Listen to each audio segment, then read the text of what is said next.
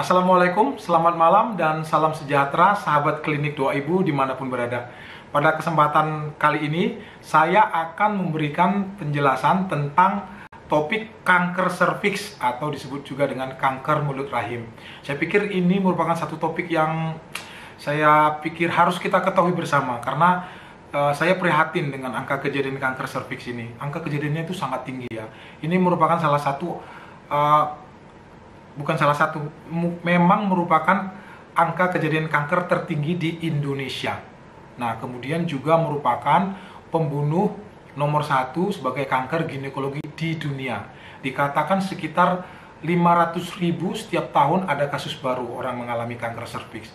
Jadi mengingat begitu besarnya potensi masalah yang bisa ditimbulkan oleh kanker serviks ini, saya pikir kita semua perlu tahu dan perlu belajar apa sih yang menyebabkan kanker serviks, bagaimana cara pencegahannya, bagaimana tanda-tandanya, kita harus tahu. Nah, pada kesempatan kali ini, saya akan mencoba memberikan penjelasan tentang kanker serviks tersebut. Mudah-mudahan penjelasannya akan bermanfaat. Tonton video ini sampai selesai ya. Kanker serviks ini sebenarnya merupakan suatu penyakit yang perjalanannya itu sangat pelan, tetapi dia progresif, artinya pelan tetapi pasti. Nah, karena itu sebenarnya pada kasus-kasus kanker serviks ini akan penting sekali bagi kita kalau kita bisa mendeteksi di awal dan melakukan penanganan sedini mungkin, hasil akhirnya akan menjadi sangat lebih baik.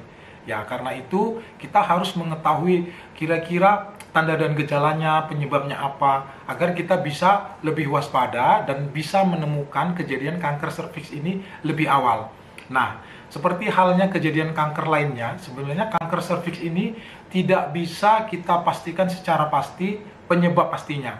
Tetapi memang kanker serviks ini angka kejadiannya sangat berkaitan erat dengan perilaku seksual. Dan sudah dibuktikan dengan penelitian yang bisa dipercaya bahwasanya kanker serviks ini bisa dicetuskan oleh infeksi human papillomavirus atau HPV. Nah, human papillomavirus ini merupakan jenis virus yang bisa ditularkan melalui hubungan seksual.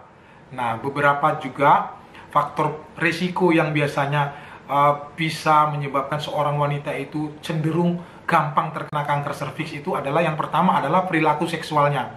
Di mana wanita-wanita yang melakukan hubungan seksual pertama sekali pada usia muda atau wanita-wanita yang memiliki partner seksual yang berganti-ganti. Ini merupakan perilaku seksual yang mempunyai kecenderungan untuk gampang terkena kanker serviks. Kemudian faktor risiko yang lain adalah ibu yang melahirkan banyak anak. Nah, jadi mempunyai anak banyak ya, melahirkan banyak anak ini juga salah satu faktor risiko. Kemudian disebutkan juga adanya riwayat kanker pada ibu ataupun pada saudara kandungnya. Nah, ini juga merupakan faktor risiko. Dan yang terakhir dikatakan adanya kebiasaan merokok. Nah, juga kebiasaan merokok ini dikatakan juga meningkatkan kecenderungan seorang wanita untuk bisa terkena kanker serviks ya. Adapun tanda dan gejala yang dialami seorang pasien yang mengalami kanker serviks atau kanker mulut rahim ini biasanya memang bervariasi tergantung dari stadiumnya. Nah, pada stadium awal biasanya si pasien malah tidak mengalami keluhan atau gejala apapun, kadang-kadang tidak ada gejala yang menyertainya. Tetapi memang jika perjalanan penyakit ini terus berlanjut, maka ada beberapa tanda dan gejala yang biasanya bisa kita tandai.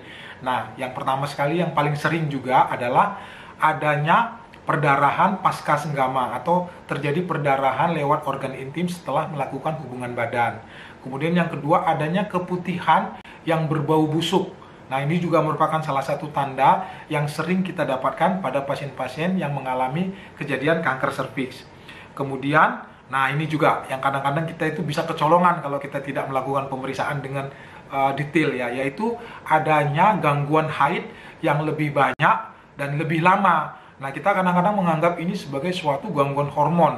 Kita hanya melakukan pemeriksaan USG. Nah, ini kadang-kadang bisa membuat kita kecolongan. Seharusnya kita harus melakukan pemeriksaan dalam dengan meraba bagian mulut rahim.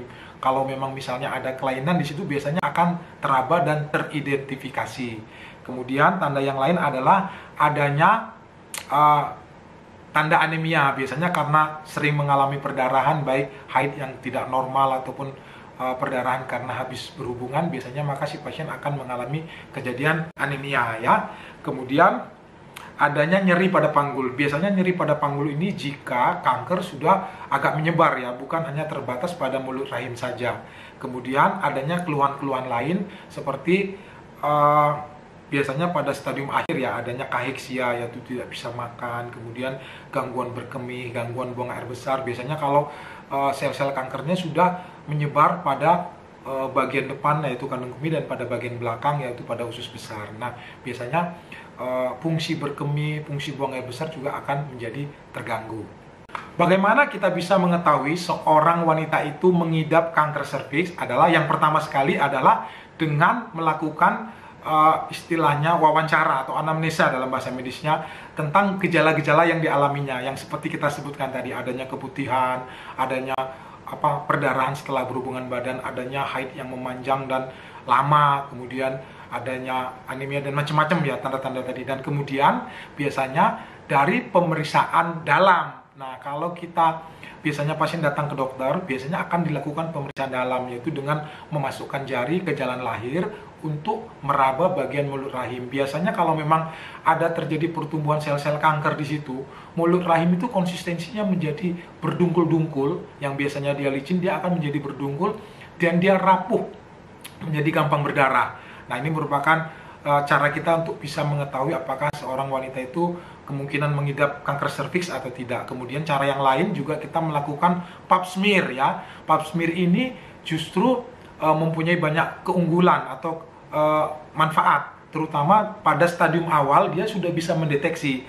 Pada saat seorang ibu belum terkena kanker pun, tetapi sudah ada gejala atau kemungkinan bisa terkena kanker nantinya, dia sudah bisa mendeteksi. Karena itu saya pikir pap smear ini merupakan satu pemeriksaan yang seharusnya rutin dilakukan oleh semua ibu yang ada di seluruh dunia mungkin. Jadi untuk menghindari agar jangan sampai terkena kanker dulu baru kita berobat ya.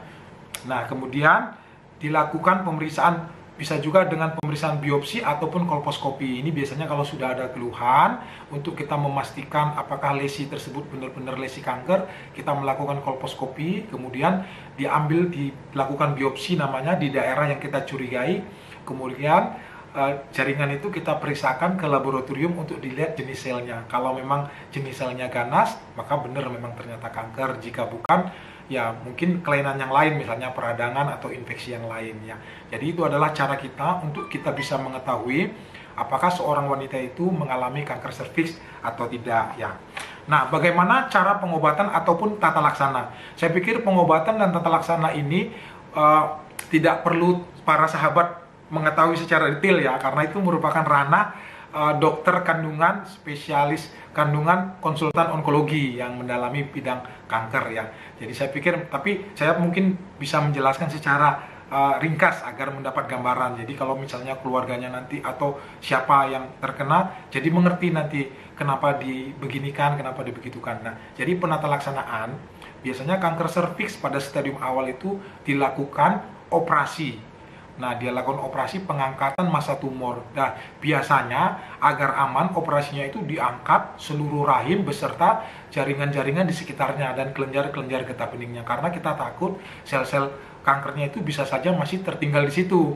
Nah, itu adalah penata laksanaannya. Tetapi pada stadium kanker yang sudah agak lanjut, di mana stadiumnya itu misalnya 2B ke atas, itu akan tidak mungkin untuk kita melakukan pengangkatan massa tumor secara keseluruhan. Biasanya pada kasus-kasus kanker yang stadiumnya sudah lanjut, maka akan dilakukan radioterapi dan dikombinasikan dengan pemberian sitostatika atau obat anti kanker. Nah, sahabat, sekali lagi saya ingin menjelaskan bahwasannya bukan pengobatan dan penata laksanaan ini yang ingin saya tekankan pada video ini. Saya pikir itu bukan ranah para sahabat, itu ranah dokter kandungan yang memang nanti menanganinya ya. Nah, yang ingin saya sampaikan ya, ngomongnya sampai belibet. Yang ingin saya sampaikan pada video ini sebenarnya, yang ingin saya tekankan adalah deteksi dini dan pencegahan. Nah, deteksi dini itu bisa dilakukan dengan melakukan IVA test ataupun pap smear. Nah, ini bisa dilakukan di mana saja, di puskesmas, di rumah sakit, ataupun di laboratorium klinik. Dan saya sangat berharap ya, karena saya sering menyaksikan orang-orang yang sudah terkena itu, aduh, sungguh kasihan lah, miris sekali melihatnya. Jadi saya sangat berharap ada kesadaran bagi ibu-ibu dimanapun berada, para sahabat klinik doa ibu dimanapun berada, untuk melakukan deteksi dini ini. Jadi jangan sampai kena dulu baru berobat. Kalau bisa sebelum kena kita deteksi. Nah, dengan pap smear dan dengan IVA test, biasanya kita akan bisa mendapatkan kelainan-kelainan yang mengarah ke arah terjadinya kanker di kemudian hari, ya. Dengan mendapatkan kelainan sedini mungkin, kita bisa melakukan tindakan lebih awal dan otomatis outcome-nya nanti atau hasilnya akan menjadi jauh lebih baik. Nah, itu yang pertama yang ingin saya tekankan adalah lakukan deteksi dini. Kemudian yang kedua adalah lakukan proteksi dengan dengan vaksinasi. Nah, sekarang ini sudah ada ditemukan vaksin yang dapat menangkal infeksi human papillomavirus yang merupakan penyebab utama terjadinya kanker serviks, ya. Jadi saya mungkin tidak bisa menyebutkan secara detail, ya, nanti disangka endorse tentang merek vaksinnya. Tapi saran saya, lakukan vaksin. Vaksin itu bisa dilakukan dari anak-anak sekalipun sebelum dia melakukan hubungan badan. Dan justru disitulah masa yang paling efektif. Jangan sudah tua baru vaksin, ya. Jadi dari awal sudah dilakukan vaksin. Vaksin itu biasanya 3 kali, ya. 0, 2, 6. Jadi misalnya 0 itu maksudnya sekarang vaksin, kemudian 2 bulan kemudian vaksin, 6 bulan kemudian vaksin, jadi 3 kali suntik. Nah, vaksinnya itu yang beredar sampai sekarang mungkin ada beberapa, tetapi yang terkenal ada 2 macam. Nah, silakan dipilih, disesuaikan, ada kelebihan dan kekurangan masing-masing.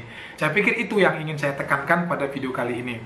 Nah, jadi para sahabat, demikianlah penjelasan tentang kanker serviks yang ingin saya sampaikan pada kesempatan kali ini. Saya berharap ada manfaat yang bisa didapatkan dari video ini, karena saya memang kalau berbicara tentang kanker serviks ini saya agak prihatin, karena seperti saya katakan tadi, angka kejadiannya itu sangat banyak sekali, dan kita sangat prihatin lah melihat pasien-pasien yang kalau sudah terkena gitu. Jadi saya pikir kalau para sahabat menganggap ada manfaat yang bisa didapat dari video ini, silahkan share sebanyak-banyaknya agar manfaat itu bisa sampai kepada lebih banyak orang, ya. Kemudian para sahabat yang belum menekan tanda subscribe dan tanda lonceng, ayo dong tekan tanda subscribe dan tanda lonceng agar kami lebih semangat lagi untuk membuat video-video yang bermanfaat, video-video yang lebih baik lagi ke depannya. Akhir kata, saya akhiri dengan ucapan terima kasih sudah menonton video ini sampai selesai. Saya ucapkan terima kasih sekali lagi, dan saya akhiri dengan Assalamualaikum warahmatullahi wabarakatuh.